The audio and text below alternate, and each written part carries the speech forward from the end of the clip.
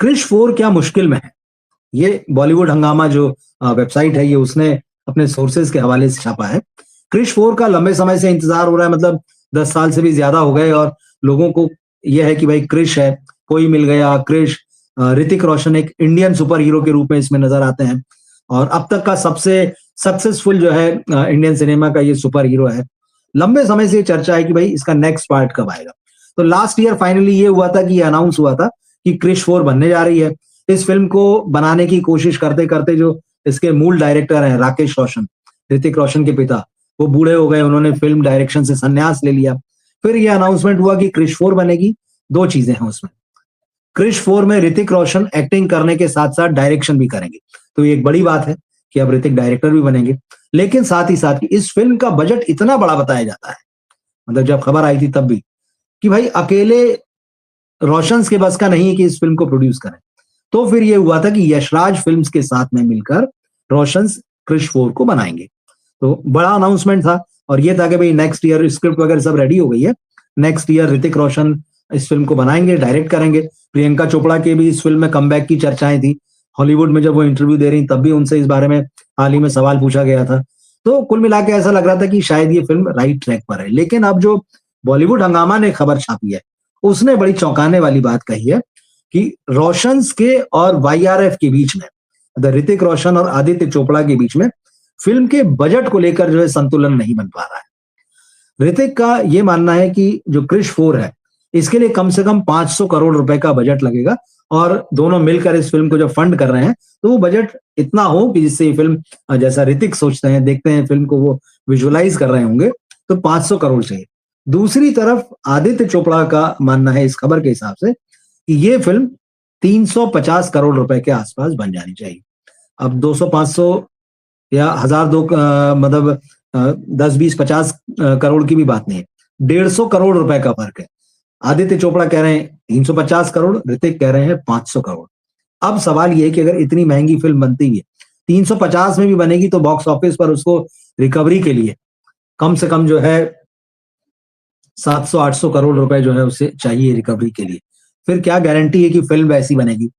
एक और बात, Hrithik Roshan first time director, पहली ही फिल्म डायरेक्ट करें अगर वो, कम से कम 350 करोड़ रुपए की भी, तो क्या उनके डायरेक्शन में वो बात होगी?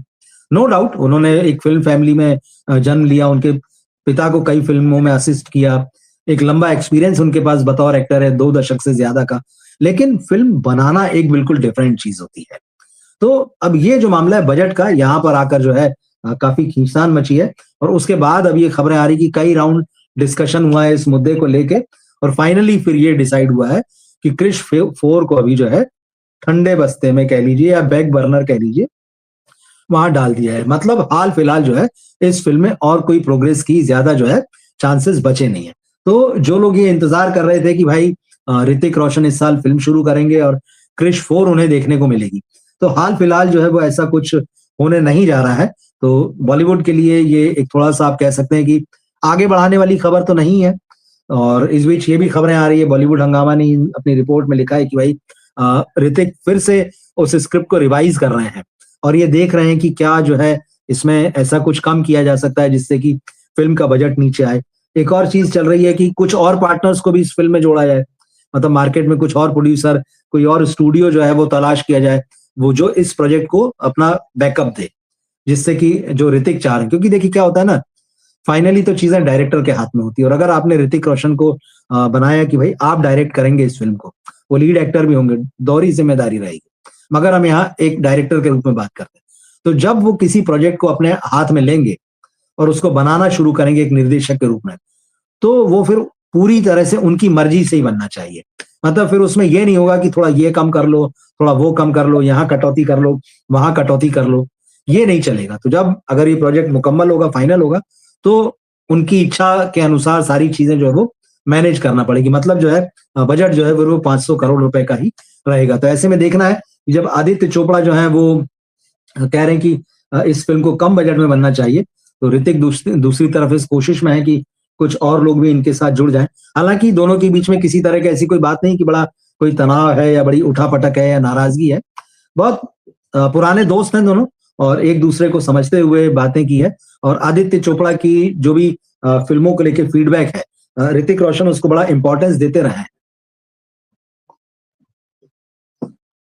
अब ये कहा जा रहा है कि भाई इस साल तो ये फिल्म जो है फ्लोर पे नहीं जाएगी, नेक्स्ट ईयर पॉसिबिलिटी है कि अगर चीजें सारी सॉर्ट आउट हो गई तो ये फिल्म अगले साल जो है उसको फ्लोर पर ले जाया जा सकता है।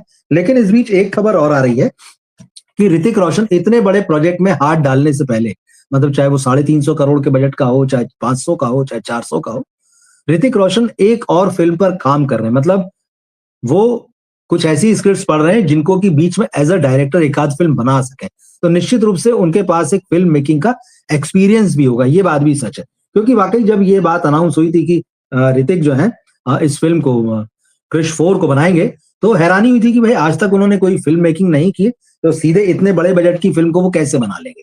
मगर ठीक है, इस मामले में आने वाले समय में क्या डेवलपमेंट होंगे तो वो हम देखेंगे। मगर ये एक आज का जरूरी अपडेट है जिस पर मुझे लगता है आने वाले दिनों में भी हमको कुछ खबरें देखने को और पढ़ने को मिलेगी।